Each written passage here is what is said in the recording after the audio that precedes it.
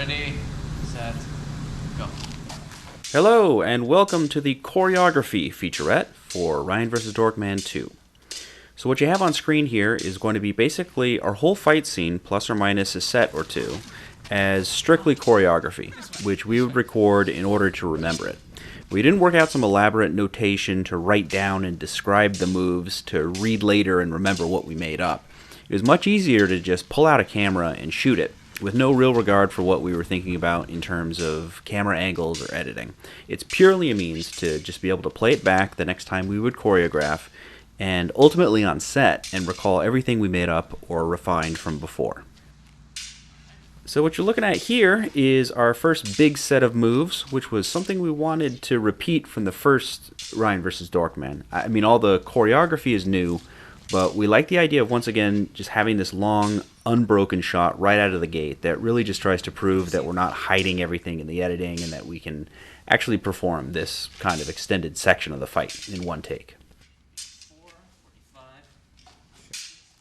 In this next piece, you're going to see, you can immediately tell that this bit is much more practiced, and we're working on more of the things that tend to come up at full speed. You can sort of let them go out a little bit toward the bottom, I guess. I think maybe to make the point a little better, so you push me down, elbow, and because it's almost weird that you're elbowing back and then like going forward like that. So what I could do is like push you.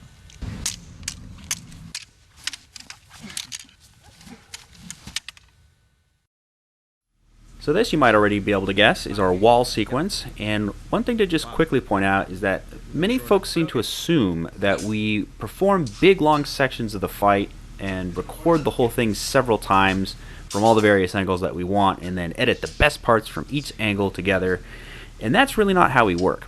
When we got to the point of actually shooting, we were very in sync about what we were trying to do, and we had the confidence to know what moves we wanted from what angles, and just shot those moves alone, piece by piece, with basically like one or two moves before, so that we come into the shot with the momentum and energy to feel continuous, and then the following one or two moves, just to be sure we perform with that intention through the end of the shot. So it's all shot bit by bit, and it's a lot easier to hit the same little piece over and over a few times until we feel we got it right, and then move on to the next shot.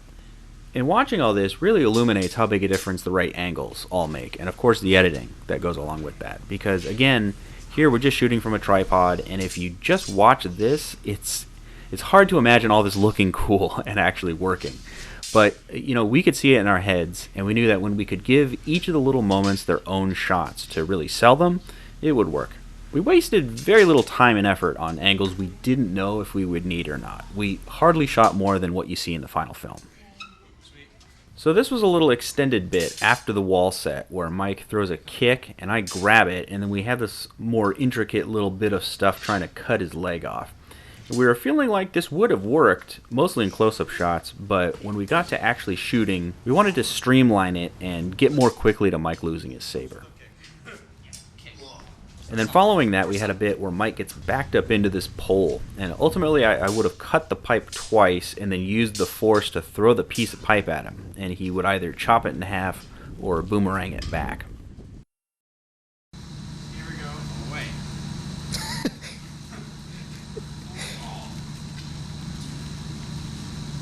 This is a little more business of Mike fending me off without his saber. I felt like the more time we spent with him evading my blade, the less plausible it was. So we ended up more directly getting into this little standoff moment, leading into our grapple and force push-pull gag, which is this bit here. You reach for it.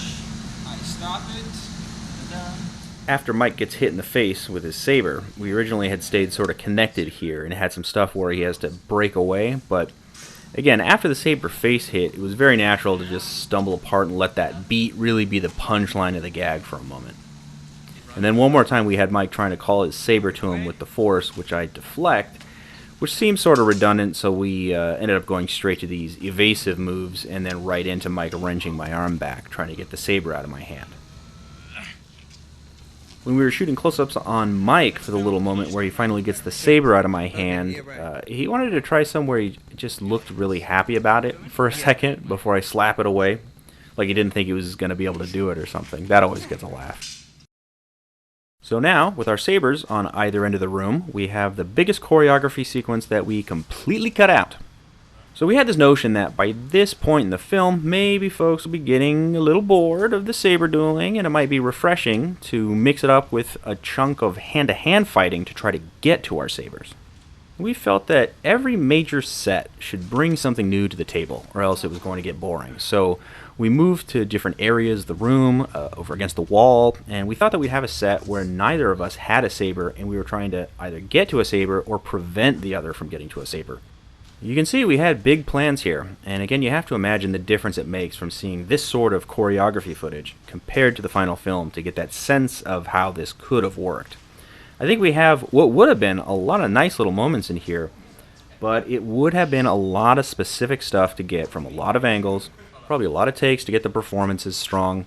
Even if we only did half of this stuff, we knew how much time it would take, so when we ended up running behind on our schedule, we decided to jump ahead to shooting the end of the film first and work our way back toward the middle, ultimately sacrificing this section, and instead replacing it with a brief gag where we're about to start fighting, glance at our sabers, and then run away to each grab our sabers again, which, you know, it's the biggest laugh in the film consistently. And, you know, in the end, this little lightsaber fight of ours is long enough as it is, so we felt the joke serves the film better in the end anyway.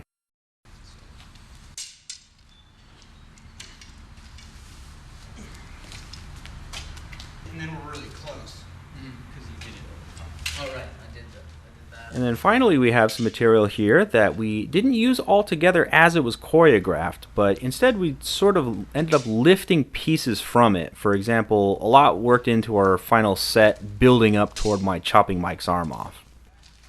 And a fair bit of the choreography we made up when we actually got to our location and spent our first day mostly just working out how the fight would flow through the spaces and where we would have what, and come up with some stuff to bridge any gaps around our set pieces.